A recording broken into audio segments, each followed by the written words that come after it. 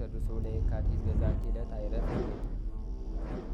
ቅዱስ ኤፍሬም መታሰቢያው ነው። በረከቱ ጋራት።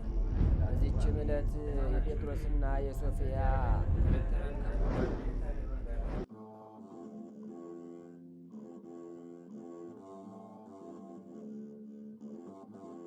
በስመ አብ ወወልድ ወመንፈስ ቅዱስ አሐዱ አምላክ አመስራ ወሰቡ ለመስከረም በዛቲ ዕለት ኮኑ ሰማዕተ ቅዱሳን የወስጣቴዎስ ወክሌቱ ውሉዱ ወቤሲቱ። አንድ አምላክ በሚሆን በአብ በወልድ በመንፈስ ቅዱስ ስም መስከረም 27 በዚች ቀን ቅዱስ የወስጣቴዎስ ሁለቱም ልጆቹና ሚስቱም በሰማዕትነት አረፉ። ይህ ቅዱስም ለሮም መንግስት የጭፍራ አለቆች ከሆኑት ውስጥ ነው። የቀድሞ ስሙ ቂዶስ ነው። እግዚአብሔርንም አያውቅም ነበር፣ ግን ብዙ ምጽዋትን በመስጠት ለድሆችና ለችግረኞች ራራል። ስለዚህም ክብር ይግባውና ጌታችን ድካሙ ከንቱ ሆኖ እንዲቀር አልወደደም። በአንዲት ቀንም አውሬ ሊያድን ኤዎስጣቴዎስ ወደ ዱር ወጣ። እርሱ አዳኝ ነውና ዋሊያም አግኝቶ በቀስት ሊነድፈው ወደደ። ያን ጊዜም በዋሊያው በቀንዶቹ መካከል በመስቀል አምሳል ጌታ ተገለጸለት። የመስቀሉን ብርሃን እስከ ደመና ደርሶ ነበር። ክብር ይግባውና ጌታችን ኢየሱስ ክርስቶስም በዚያ ብርሃን ውስጥ ተናገረው፣ ስሙንም አስረዳው። ከሚስቱና ከልጆቹ ጋር ወደ ኤጲስቆጶስ ሂዶ የክርስትና ጥምቀትን እንዲጠመቁ አዘዘው። ክብር ይግባውና ጌታችንም ከዚህ በኋላ ችግርና ፈተና እንደሚመጣበት በመጨረሻም ስለከበረ ስሙ ምስክር ሆኖ ደሙን አፍስሶ እንደሚሞት አስረዳው። ኤዎስጣቴዎስም ሰምቶ ከተራራው ወርዶ ወደ ቤቱ ሄደ። ጌታችን ያዘዘውንም ለሚስቱ ነገራት። ከዚህም በኋላ ወደ ኤጲስቆጶሱ ሄደው ከልጆቻቸው ጋር የክርስትና ጥምቀትን ተጠመቁ። የቀድሞ ስሙንም ለውጦ ኤዎስጣቴዎስ ተባለ። ከጥቂት ቀኖች በኋላ በዚያች ሀገር ታላቅ ችግር መጣ። ኤዎስጣቴዎስም ገንዘቡ ሁሉ አልቆ ወንዶችና ሴቶች ባሮቹ ተበተኑ። ወደ ሌላ ሀገርም ሊሰደድ ወዶ ልጆቹንና ሚስቱን ይዞ በመርከብ ተጫነ። ወደቡን በደረሱ ጊዜ መርከበኞች የመርከብ ዋጋ ከእርሱ ፈለጉ። የሚሰጣቸው የመርከብ ዋጋ ባላገኘ ጊዜ ስለ መርከብ ዋጋ የመርከቡ ሹም ሚስቱን ወሰዳት፣ የአታክልት ጠባቂም አደረጋት። ከዚያም ኤዎስጣቴዎስ እያዘነና እያለቀሰ ሁለቱን ልጆቹን ይዞ ሄደ። ውሃ ወደ መላበትም ወንዝ ደረሰ። አንዱንም ልጁን ከእርሱ ጋር ሊያሻግረው ይዞት ገባ። አሻግሮትም ከወንዙ ዳር አኖረውና ሁለተኛውን ልጁን ሊያሻግረው ተመለሰ፣ ግን አላገኘውም፣ ተኩላ ወስዶታልና። ያሻገረውንም አንበሳ ነጥቆ ወሰደው። ኤዎስጣቴዎስም ከሚስቱና ከልጆቹ ስለመለየቱ ታላቅ ሐዘንን አዝኖ መሪር ለቅሶን አለቀሰ። ምክሩ ታላቅ የሆነ ስልጣን ያለው እግዚአብሔር ግን ሁሉንም በየአሉበት ያለ ጥፋት ጠበቃቸው። ከዚህ በኋላም ኤዎስጣቴዎስ ወደ አንዲት ሀገር ሄዶ በዚያ የአታክልት ጠባቂ ሆኖ ብዙ ቀኖችን ኖረ። ከነዚያ ቀኖችን በኋላ የሮም ንጉሥ ሞቶ በእርሱ ፈንታ ለኤዎስጣቴዎስ ወዳጁ የሆነ ሰው ነገሰ። ኤዎስጣቴዎስንም ፈለገው፣ ግን አላገኘውም። ኤዎስጣቴዎስንም ይፈልጉት ዘንድ ወደ ሀገሩ ሁሉ መልእክተኞችን ላከ። ከመልእክተኞችም አንዱ ኤዎስጣቴዎስ ወዳለበት ደርሶ በአታክልቶች ዘንድ አግኝቶ ታወቀው። እርስ በርሳቸውም ተሳሳሙ። ከዚህም በኋላ ወደ ንጉሥ ወሰደው። ንጉሡም በበጎ አቀባበል ተቀብሎ የጭፍራ አለቃ አድርጎ ሾመው። ከዚህም በኋላ ንጉሡ ከሚገዛቸው አገሮች ሁሉ ወጣቶችን ሰብስቦ የጦር ሰራዊት ጭፍራ ያዘጋጅ ዘንድ ኤዎስጣቴዎስን አዘዘው። እነዚያ የተኩላና አንበሳ የወሰዳቸው ኤዎስጣቴዎስም ሁለት ልጆቹ በአንዲት አገር አድገዋል፣ ግን እርስ በርሳቸው አይተዋወቁም።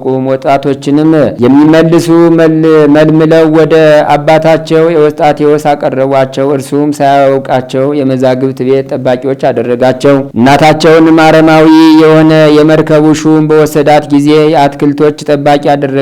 እግዚአብሔር ከክፉ ነገር ሁሉ በንጽህና ጠብቋታልና። እነዚያ ሁለቱ ልጆቿ እርሷ ወዳለችበት የአታክልት ቦታ ደረሱ።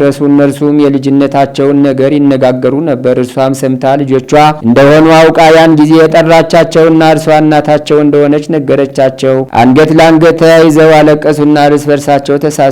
ወደ ኤዎስጣቴዎስም ሄደው ከእነርሱ የሆነውን ሁሉ ነገሩት። እርሱም እርሷ ሚስቱ እንደሆነች እነዚያም ልጆቹ እንደሆኑ አወቀ። እርስ በርሳቸውም ተሳሳሙ።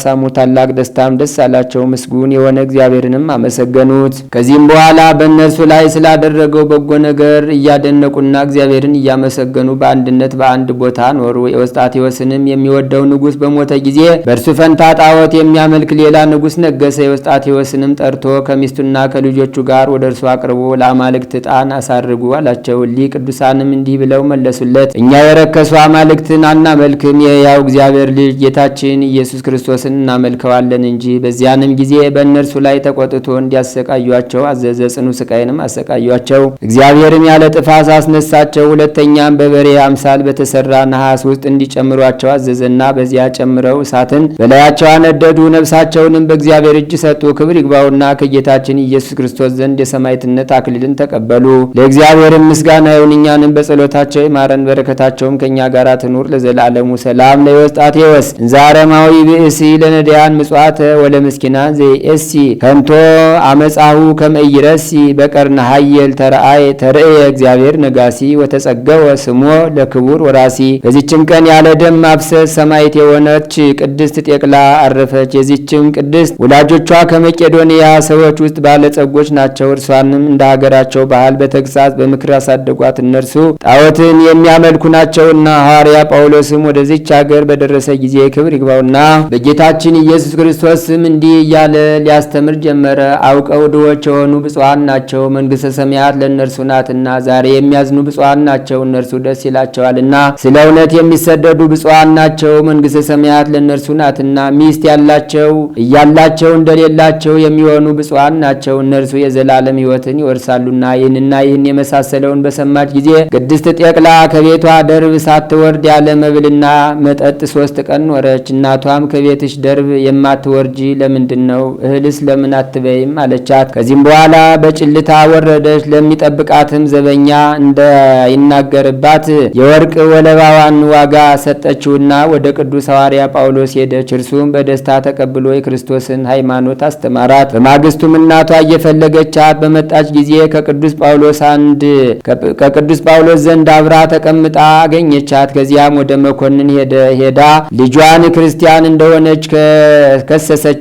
መኮንኑም ከቅዱስ ጳውሎስ ጋር እንዲያመጧት አዘዘ። አስቀድመው ቅዱስ ጳውሎስን ወደ እሳት እንዲወረውሩ ታዘዘ። እግዚአብሔርም አዳነው። መኮንኑም የቅድስት ጤቅላን ቅጣት እንዲያዩ የሀገር ልጆችን ሰበሰበ። ከዚህም በኋላ ወደ እሳት እንዲወረውሯት ታዘዘ። በዚያን ጊዜ በክርስቶስ ማዕተብ ራሷን አማትባ ራሷን በራሷ ወደ እሳት ወረወረች። ማንም ያያት ሳይኖር ከእሳት ውስጥ ወጥታ ወደ ቅዱስ ጳውሎስ ሄደች። የራሷን ጠጉር ቆርጣ ወገቧንም ታጥቃ ቅዱስ ጳውሎስን ተከተለችው። መኮንኑም ደህንነቷን በሰማ ጊዜ ያዛት፣ ሃይማኖቷንም እንድትተው ያስገደዳት። አይሆንም ባለችውም ጊዜ አንበሶችና ድብ ከሚያድሩበት እንዲጨምሯት አዘዘ።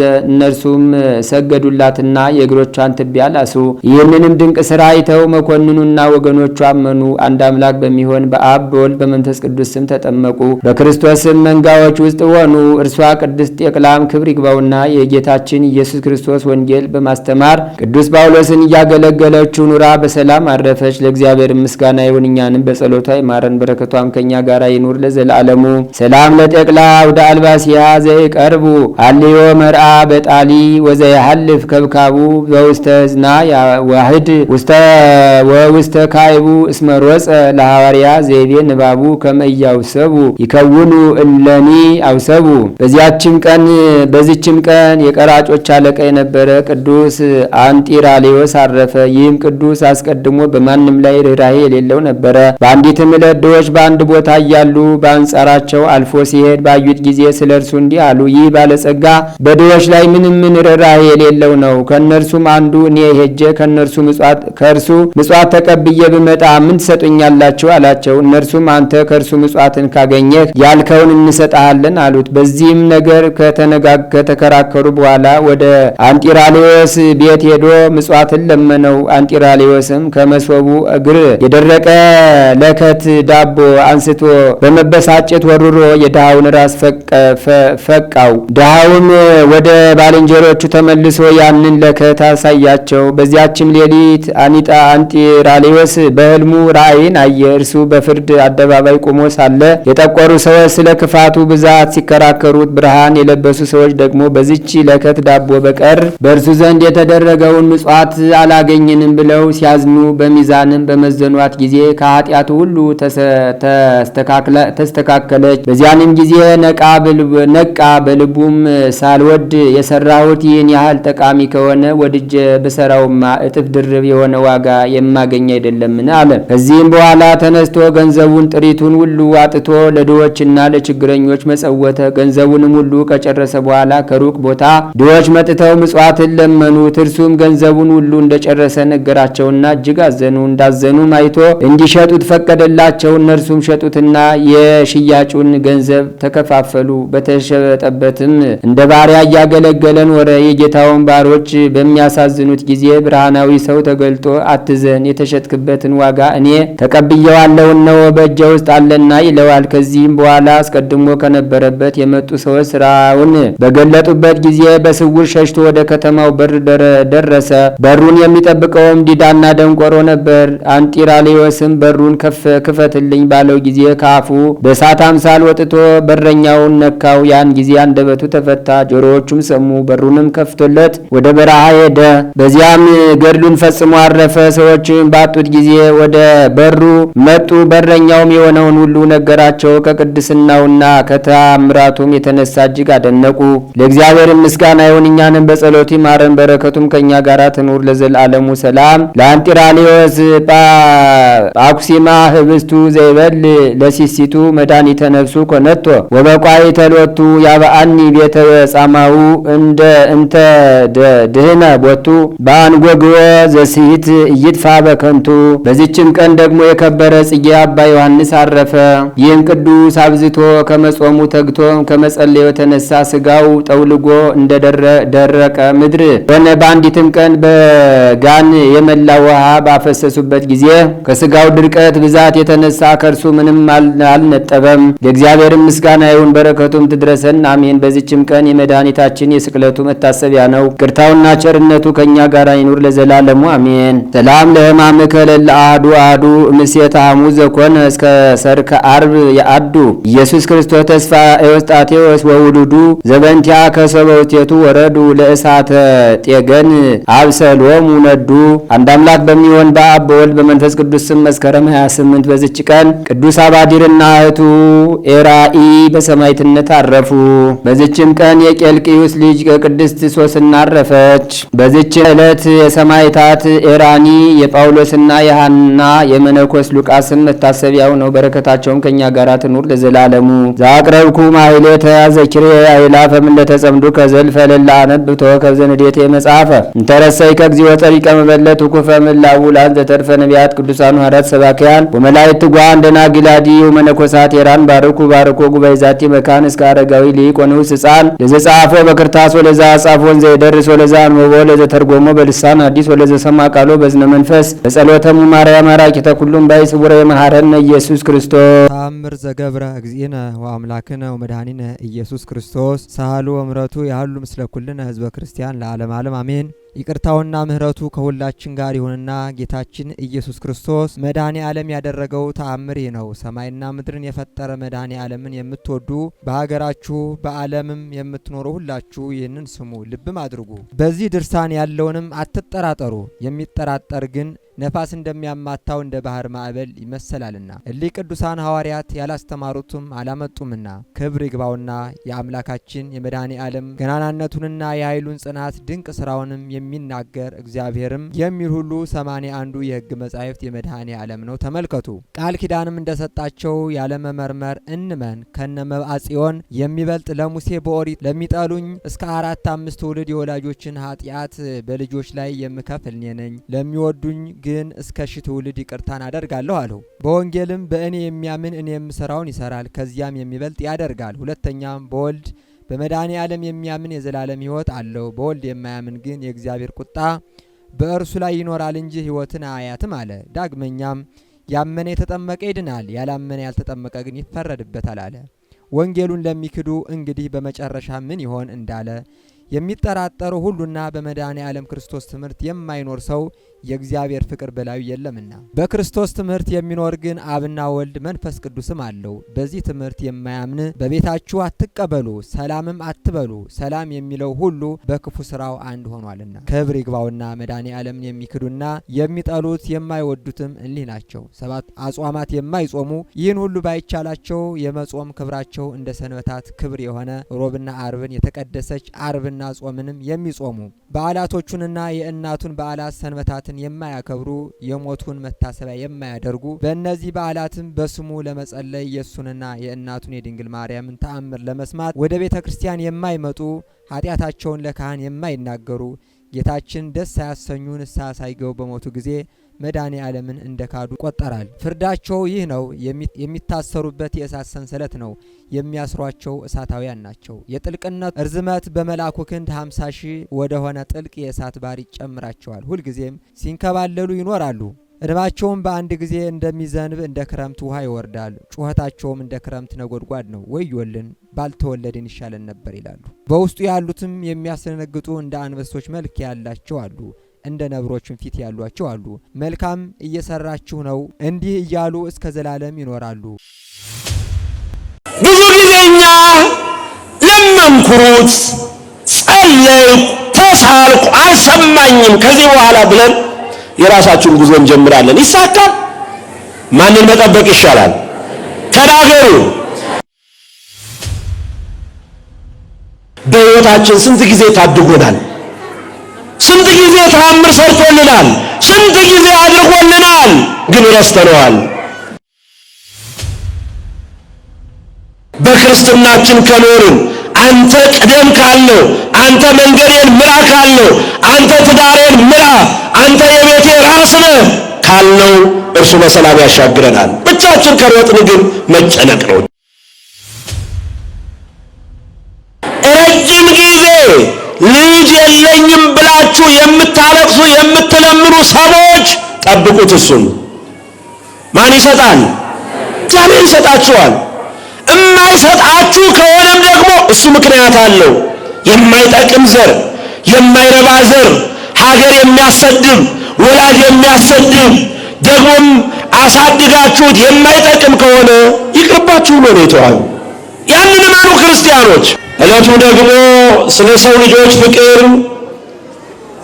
በቀራንዮ አደባባይ ራቁቱን ተሰቅሎ ደሙን አፍሶ ለዓለም ቤዛ ሕይወት የሆነው መድኃኔ ዓለም ነው። ሁላችንን የሚባርከን አመስግኑት። አሁን የምንሰማው ቃል የመድኃኔ ዓለም ቃል ነው። የማ ቃል ነው? እዚህ የተሰበሰባችሁ ማኅበረ ምእመናን ወደ ኦርቶዶክሳዊ ተዋሕዶ ቤተ ክርስቲያን እንድትመጡ አዲስ ስብከት ልንሰብካችሁ አይደለም። የእግዚአብሔር ቃል እንደምታውቁት ዕለት ዕለት አዲስ ነው። ማለዳ ማለዳ አዲስ ነው። ተነግሮ ተነግሮ አያልቅም። ሰምተውትም አይጠገብም፣ አይሰለችም። መጥተን የእግዚአብሔርን ድንቅ ሥራውን የምናውቀው የምንሰማው በቃሉ ነው። ደግሞም ዕለት ዕለት እያንዳንዳችን የሚናገረን በቃሉ ነው። ከወደቅንበት ከኃጢአት ጉድጓድ የሚያወጣንም በቃሉ ነው። ወደ ንስሐ ወደ ራሱ የሚያቀርበንም በቃሉ ነው። ይልቅ እኛ ቸልተኞች ነን፣ ለቃሉም ብዙ ክብር የለንም። ግን እግዚአብሔር በቃሉ ምክንያት ሁልጊዜ የሰውን ልቦና ያንኳኳል። ታስታውሳላችሁ? በራእየ ዮሐንስ ላይ ራሱ መድኃኔ ዓለም ክርስቶስ እንደዚህ ይላል፣ እኔ በር ላይ ቁሜ በራችሁን አንኳኳለሁ፣ የሚከፍትልኝ ባገኝ ወደ ውስጥ እገባለሁ፣ ወደ ቤት እገባለሁ፣ አብሬውም እራት እበላለሁ ይላል። ራእየ ዮሐንስ ምዕራፍ 3 ቁጥር 20 ላይ ተመልከቱት። በደጅ ቁሜ አንኳኳለሁ፣ የሚከፍትልኝ ባገኝ ወደ ቤቱ እገባለሁ፣ አብሬው እራት እበላለሁ፣ እሱም እኔ ጋር እራት ይበላል ይላል። ይህ ቃል የማያልፍ ዘላለማዊ ቃል ነው። ዛሬ መድኃኔ ዓለም የሁላችሁንም ልብ በር የሚያንኳኳው በቃሉ ነው። አሜን ብሎ የሚሰማው ቢያገኝ ይባረካል፣ ይድናል። ይሄ ነው ሁልጊዜ ቃሉ የሚነገርበት የሚሰበክበት ምክንያት የሆነው። እግዚአብሔር የቃሉን ደጅ ይክፈትልን። አሜን አትሉም? ቃሉንም በልቦናችን ጽላት ይጻፍልን። አሜን። የዳሰሱት ሁሉ ዳኑ የሚለው የዛሬው ትልቁ መልእክታችን ነው። ክርስቲያኖች በዚህ መካከል በዚህ ታላቅ ጉባኤ በውስጥም በውጭም የቆማችሁ ክርስቲያኖች በተለያየ የሥጋ ፈተና ውስጥ ትኖራላችሁ። አንዳንዶቻችሁ የሥጋ ጤና በማጣት በሕመም ላይ ትሆናላችሁ። እንዲሁም መቆም አቅቷችሁ የምትጨነቁ፣ ተቀምጣችሁም ሰውነታችሁ ያልተረጋጋ፣ ተኝታችሁ በአልጋ ላይ የሕመም ስሜት የሚሰማችሁ፣ እንዲሁም መረጋጋት ያቃታችሁ፣ የኢኮኖሚ ቀውስ ገጥሟችሁ የተጨነቃችሁ፣ ምን እንበላለን ምን እንጠጣለን ብላችሁ የምትጨነቁ አብዝታችሁ፣ ደግሞም የሀገራችሁ ጉዳይ የቤተ ክርስቲያናችሁ ጉዳይ የሚያስጨንቃችሁ፣ ብቻ በአንድም በሌላም ብዙ ችግር ያለባችሁ ሰዎች አላችኋለን። መፍትሄው ከማጋራ ነው? ንገሩኝ። መፍትሄው ማን ነው? ይህን ሁሉ ሊያስወግድልን የሚችል ማን ነው? መድኃኔ ዓለም ነው። ሁላችንንም ያለብንን ፈተናና መከራ ያስወግድልን። የዛሬው ወንጌል የሚናገረው ይሄን ነው። እንግዲህ ወቅቱ ወርሃ ክረምት ነው ብያቸዋለሁ። ከሰኔ 26 ጀምሮ እስከ ሐምሌ 19 ያለው ጊዜ ዘር፣ ደመና፣ በዓተ ክረምት ይባላል። የክረምት መግቢያ ነው። ደመና የምናይበት፣ የዝናብ ነጠብጣብን የምናይበት፣ ገበሬው የሚዘራበት ነው። ከሐምሌ 19 ጀምሮ ደግሞ እስከ ነሐሴ 9 ያለው ቀን ደግሞ ባህር ይባላል። እስኪ ባህር በሉ። ማዕበል፣ መብረቅ፣ ነጎድጓድ። ይኸውን ያለንበት ሳምንት በእነዚህ ውስጥ ነው። ይህንን ታሳቢ ያደረገ ትምህርት ነው የሚናገረው። ክረምቱ በደንብ ገብቷል። ክረምት ሲገባ ዝናቡ በደንብ ሲወርድ ባህር ይሞላል። ምን ይሞላል? ባህር ሲሞላ ማዕበል ይመጣል። ዝናቡ በጣም ሲዘንብ መብረቅ ይኖራል። መብረቅ ሲወርድ ነጎድጓድ ድምፅ ይሰማል። እና በዚህ በወርሃ ክረምት በእነዚህ በማስተባበር ከኛ ሕይወት ጋር ምን ያዛምዳቸዋል የሚለውን ቅዱስ ቃሉ ያስተምረናል። ይሄ የዕለቱ ወንጌል የተነበበው በሁለት ክፍል ተከፍሎ ነው የሚታየው። የመጀመሪያው ክፍል አስተውሉ ክርስቲያኖች፣ ከቁጥር 47 ጀምሮ የማርቆስ ወንጌል ምዕራፍ 6 ማለት ነው። እንደዚህ ይላል። በመሸ ጊዜ ታንኳይቱ በባህር መካከል ሳለች እርሱ ብቻውን በምድር ላይ ነበረ። ነፋስ ከወደፊታቸው ነበረና እየቀዘፉ ሲጨነቁ አይቶ ይላል። ምን ሲያደርጉ አይቶ? አይሰማም። ሲጨነቁ አይቶ ከሌሊቱ በአራተኛው ክፍል በባህር ላይ እየሄደ ወደ እነርሱ መጣ። ሊያልፋቸው ይወድ ነበረ። እነርሱ ግን በባህር ላይ ሲሄድ ባዩት ጊዜ ምትሃት መሰላቸውና ጮኹ።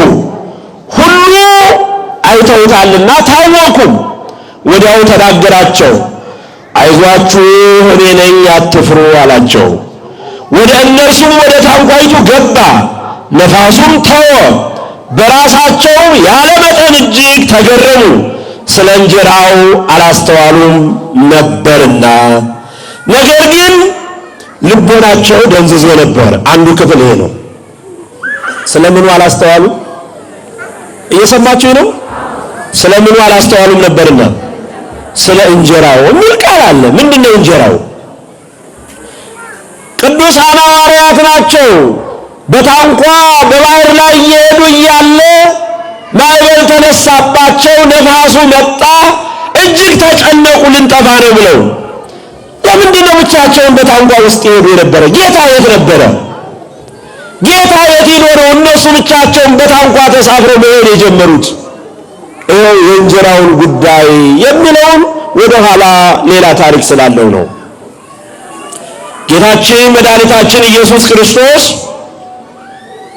5 እንጀራ 2 ዓሣ አበርክቶ 5500 ሕዝብ አጥግቧል፣ አብልቷል።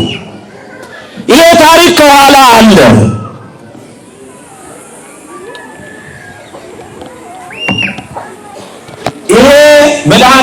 ክርስቶስ ህብስቱን አበርክቶ ያበላበት ታሪክ ከኋላ አለ፣ ከኋላ ተመዝግቧል። እንደዚህ ነው የሚለው ጌታችን መድኃኒታችን ኢየሱስ ክርስቶስ በምድረ በዳ ሕዝቡ ሁሉ ተሰብስበው እያስተማረ እያለ ከሕዝቡ ብዛት የተነሳ ደቀ መዛሙርቱ ምግብ እንኳን የሚቀምሱበት ሰዓት አላገኙም። እየሰማችሁ ነው? ምን ሰዓት አላገኙም? ምግብ እንኳን የሚቀምሱበት ሰዓት አላገኙምና ተጨነቁ። ጌታ ሆይ አሉት። ወደ እርሱ ቀረቡና አሁን እሱ ያስተምራል፣ የታመመውን ያድናል፣ ይፈውሳል። ዝም ብሎ ያ ሁሉ ሕዝብ እያስተናገደ ነው። ጠጋሉና ጌታ ሆይ ያለነው ምድረ በዳ ነው፣ ሰዓቱ እየመሸ ነው፣ ሕዝቡ ደግሞ የሚበሉት የላቸውም። ቶሎ አሰናብታቸውና እኛም ምግብ በልተን ወደ ቤታችን እንሄድ አሉት። ጌታ እንደዚህ አለ፣ እነዚህ ሰዎች እስኪዋቸው አያሳዝኑም አለ። እንዴት እንደሚያዝንልን ተመልከቱ። ያሳዝናሉ። እኔን ብለው መጥተው እንዲህ ተርበው እንደ ተራቡ እንዲሄዱ አልፈልግም።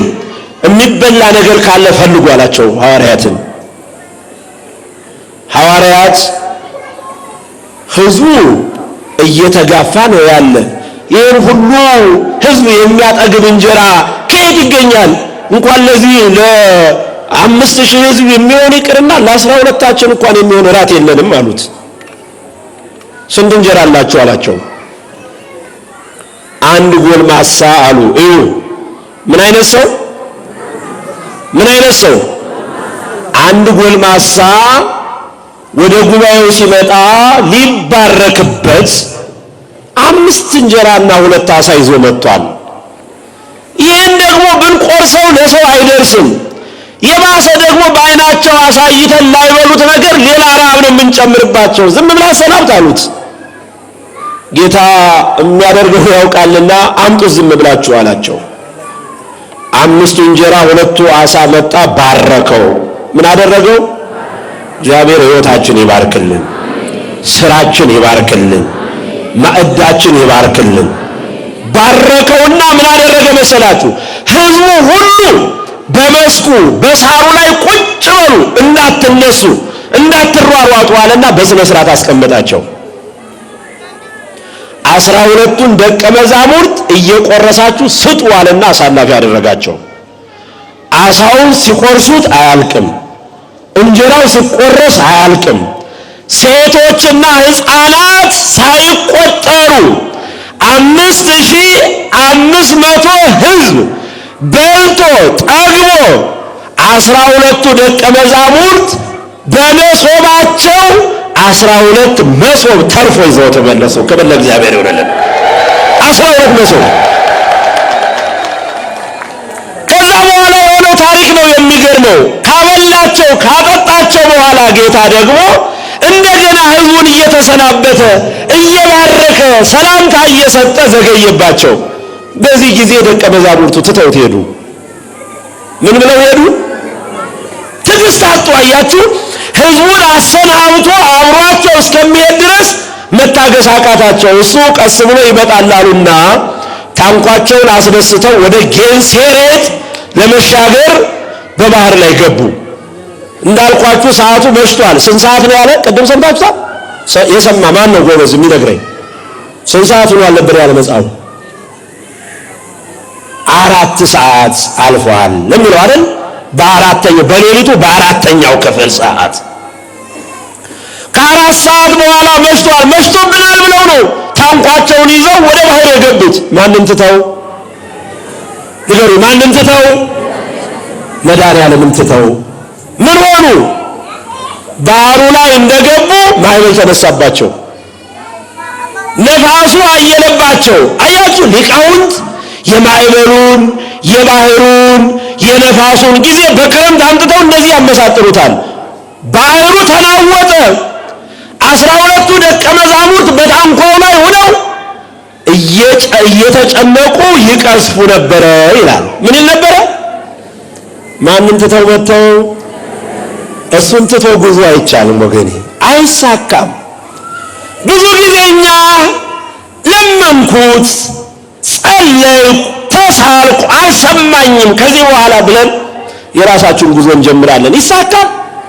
ማንን መጠበቅ ይሻላል? ተናገሩ።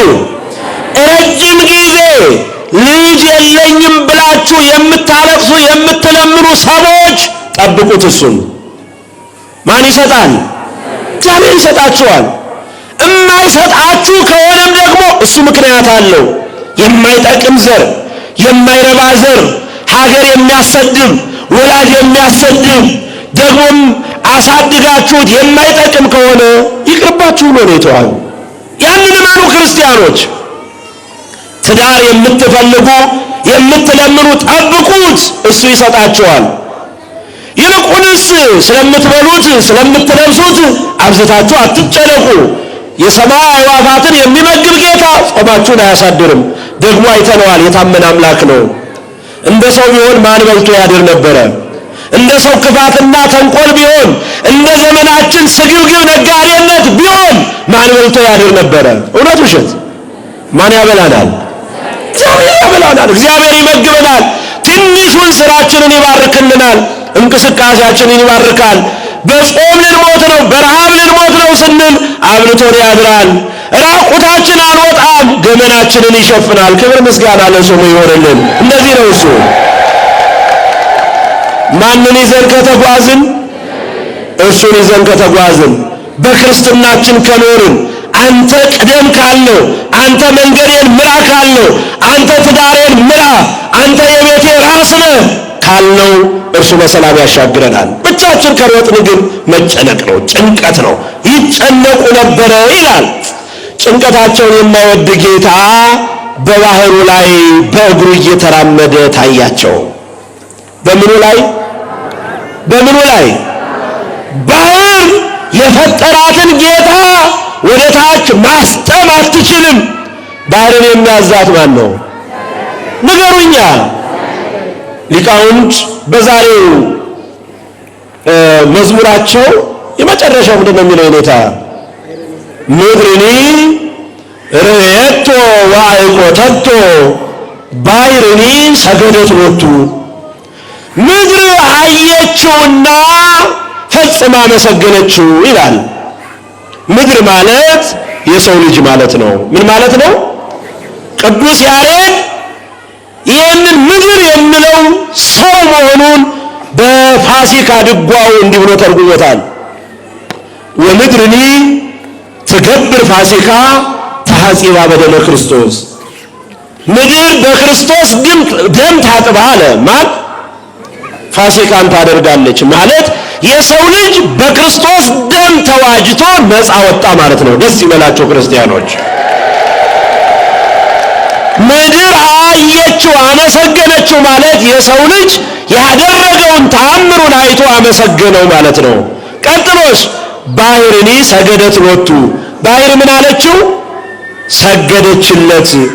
ወደ ባሕር ሲገባ ባሕር አላሰጠመውም፣ ሰገደችለት። ባሕር ሰገደችለት።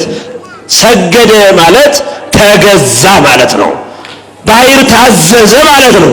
ተገዛ ማለት ነው።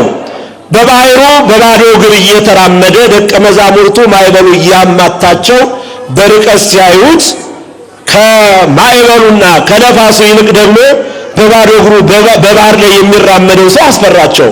ምን መስሏቸው? ምን መስሏቸው? በእውነት ልቦናችሁን ይክፈትላችሁ። ቃሉን እኮ አንብቤዋለሁ፣ አልሰማችሁኝም? ምትሃት መስሏቸው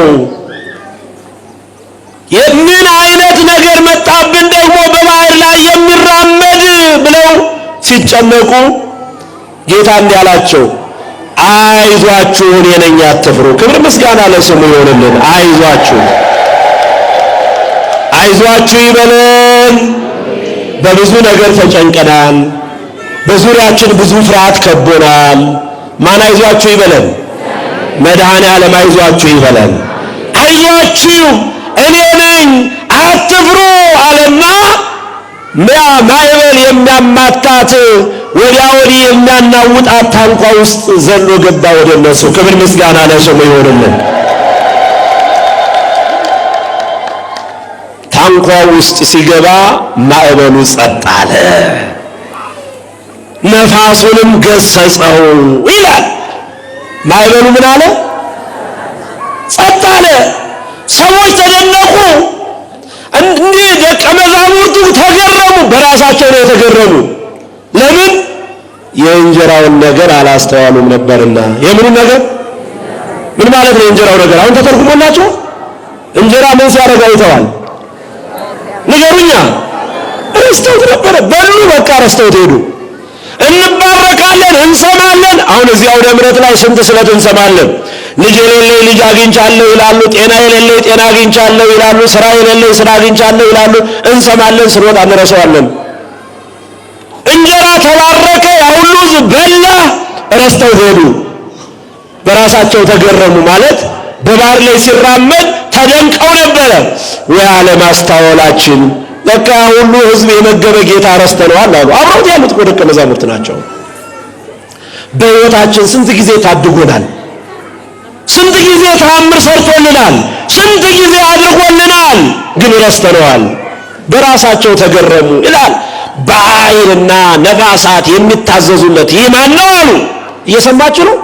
ሕዝቡ መኑ ውእቱ ዝንቱ ዘይትየዘዙ ሎቱ ባሕርኒ ወነፋሳት፣ ነፋሳት ባሕር የሚታዘዙለት ሲገስጻቸው እሺ የሚሉ ባሕርንም ከወሰንሽ እንዳታልፊ የሚላት ማን ነው አሉ። ሚመናን አሁን በክረምቱ ባሕሩ ይሞላል፣ ውሃው ይሞላል፣ መብረቅ አለ፣ ነጎድጓድ አለ። ቤተ ክርስቲያን ሁልጊዜ ትለምናለች። በቅዳሴው ጊዜ ዲያቆኑ የሚያነበውን በእንተ ቅድሳት የሚባለውን ታስታውሳላችሁ? ሰግደን የምንሰማው እግዚአብሔር በሚያስፈልግበት ቦታ ዝናምን እንዲያዘንብልን ይላል።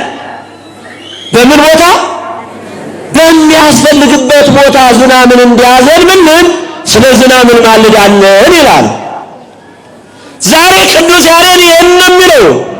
ዘየዝዞሙ ለደመናት ያውርዱ ዝናመ ሀበ ዘይትፈቀድ መካን ወይም ፍና ይላል። በሚፈለግበት ቦታ ዝናማትን እንዲያዘንቡ ደመናትን እግዚአብሔር ያዛቸዋል አለ። ተመልከቱ፣ ይሄ ከቅዳሴው ጋር የመጽሐፍ ቅዱስ ቃል እኮ ነው። ስለ ዝናም እንማልዳለን አለ ዲያቆኑ። ቅዱስ ያሬድ ደግሞ በሚፈለግበት ቦታ ዝናማትን እንዲያዘንቡ ደመናትን ያዛቸዋል አለ። ይሄ ደግሞ ተመልከቱ ክርስቲያኖች፣ በምስባኩም ነቢየ እግዚአብሔር ቅዱስ ዳዊት በመዝሙሩ መዝሙር 134 ቁጥር 7 ላይ ደመናትን ከአጽናፈ ምድር የሚያወጣ መብረቅን በጊዜው የሚያደርግ ነፋሳቱንም ከመሳከው ከመስኮቶቹ የሚያወጣ እግዚአብሔር ይመስገን። አሜን። አመስግኖች ስለ ባሕር ስለ አፍላግ ይህንኑ ደግሞ ዲያቆኑ ይናገራል። እስከ ልካቸውና እስከ ወሰናቸው ባሕርን ይመላ ዘንድ እግዚአብሔር ስለ ባሕር ስለ አፍላግ እንማልዳለን ይላል። ባሕር ከወሰኗ ከልኳ በላይ ሞልታ የብሱን ረግጣ አዝመራውንም ሰውንም እንስሳትንም እንዳትጎዳ እግዚአብሔር ባሕርን ያዛል። ባሕር ነፋሳት የሚታዘዙለት ማን ነው? እሱ ተናገሩ። ይሄ አንዱ ክፍል ነው የባሕሩ የነፋሱ። እኛ ሕይወት ጋር ምን ያዛምደዋል ቢባል የኛ ሕይወት መርከብ ይባላል። መርከብ ነው ዓለማችን። ምን ይባላል? መርከብ። ነፋስ የማያጣው ማዕበል የሚያናውጠው መርከብ ነው። ከክርስቶስ ጋር ከሆነ በሰላም እንኖራለን። ከማን ጋር? ከማን ጋር? መርከቧ የኛ ሕይወት ናት። ማዕበል የሚያናውጣት መርከብ፣ ሁልጊዜ ፈተና የማያጣት ሕይወት ማለት ነው። ክርስቶስ ከኛ ጋር ካለ፣ ክርስቶስ በሕይወታችን ከነገሰ ፈተናውን መከራውን እናልፈዋለን ለማለት ነው። ሌላው መርከብ ቤተ ክርስቲያን ናት። ምንድናት መርከብ? ቤተ ክርስቲያን መሆኗን ቅዱስ ጊዮርጊስ ዘጋስጫ የሚባለው አባት ሐመርነ ዘኢይቀርቦ ሞገድ ይለዋል። ሞገድ የማይቀርበው መርከባችን ነው። ሞገስነ ነው፣ ሞገሳችን ነው፣ መድኃኒት ነው፣ ቀርነ መድኃኒት። እርሱ ማዕበል የማይቀርበው መርከብ ነው። ራሱ ባለቤቱ ነው መርከብ። መርከብ ቤተ ክርስቲያን ናት። ማዕበል የማናውጣት መናፍቃን የሚያነሱትን ክህደት ግን ክርስቶስ በደሙ የመሰረታት ስለሆነች ማዕበሉን ታልፈዋለች። ክብር ለመድኃኔዓለም ይሆንልን። ይሄ ነው ሕይወታችን ጋራ። ስለዚህ ፈተና ሲደርስባችሁ፣ ስትፈተኑ፣ መከራ ሲደራረብባችሁ ክርስቶስ ያሳልፍልኛል በሉ። ማን ያሳልፈዋል? ያ የመከራ ጊዜ ያልፋል። ደግሞ ትናንትና ብዙ የመከራ ጊዜ አሳልፈናል። ብዙ የለቅሶ ሌሊትን አሳልፈናል። ማን አነጋው? ማን ብርሃን ሰጠ? ማን አቆመ? ማን ጤንነታችን መለሰ? ክብር ለስሙ ይሆንልን። ይሄ ነው አንዱ መልእክት። የሰማነውን በልቡናችን ይጻፍብን፣ ከቅዱሳን በረከት ረድኤት ያሳትፈን። ሌሊቱን የባረከ አምላክ መዓልቱን ባርኮ ቀድሶ በሰላም ያውለን። በቸርነት ጠብቀን፣ ሕሙማንን ፈውስልን፣ ሙታንን ማረልን፣ ሕያዋንን ጠብቀን። አምላካችን አቡነ ዘበሰማያት ይትቀደስ ስምከ ትምጻእ መንግሥትከ ወይኩን ፈቃድከ በከመ በሰማይ ከማሁ በምድር ሲሳየነ ዘለለ ዕለትነ ሀበነ ዮም ህድግ ለነ አበሳነ ወጌጋየነ ከመ ንሕነኒ ንህድግ ለዘአበሰ ለነ ኢታብአነ እግዚኦ ውስተ መንሥኦት አላ አድኅነነ ወባልሐነ ኩሉ እኩይ እስመ ዚአከ ይእቲ መንግሥት ኃይል ወስብሐት ለዓለመ ዓለም። በሰላመ ቅዱስ ገብርኤል መልአከ ወእግዝእቴ ማርያም ሰላም ለኪ ድንግል በህሊናኪ ወድንግል በስጋኪ እመ እግዚአብሔር ጸባዖት ሰላም ለኪ ብሩክት አንቲ እምአንስት ወብሩክ ፍሬ ከርስኪ ተፈሥሒ ፍሥሕት ምልዕተ ጸጋ እግዚአብሔር ምስሌኪ ሰአሊ ወጸልይ ምህረታ በፍቅር ወልኪ ኢየሱስ ክርስቶስ ከመ ይስራይ ለነ ኃጣውኢነ ተማኅፀነ ብኪ ኦ እግዚእ ኢየሱስ ክርስቶስ ስረይ ኃጢአትየ ወኃጢአተ ኩሉ ሕዝብ ከማይሠራ ኃጢአት እግዚአብሔር ይፍታህ። ንቁ ሚዲያ ለተመልካቾቹ ከሚያደርሳቸው ዕለታዊ ሳምንታዊና ወርሃዊ ዝግጅቶች መካከል የየዕለቱን ስንክሳር ወርሃዊና ዓመታዊ የቅዱሳን ገላትና ድርሳናትን በኢትዮ ማህበር የዩቲዩብ ቻናል ያቀርባል። የየዕለቱን ስንክሳር ባሉበት ሆነው በማድመጥ እንዲሁም ወርሃዊና ዓመታዊ የቅዱሳንን ዜና ሕይወታቸውን በማድመጥ ከቅዱሳኑ በረከትና ረድኤት እንዲያገኙ ንቁ ሚዲያ የሁል ጊዜ ምኞቱ ነው። በየዕለቱ የሚለቀቁ ዜና ቅዱሳንን ላይክ፣ ሼር እና ሰብስክራይብ በማድረግ አገልግሎቱን ይደግፉ። ንቁ ሚዲያ ርቱ የቤተ ክርስቲያን ልሳን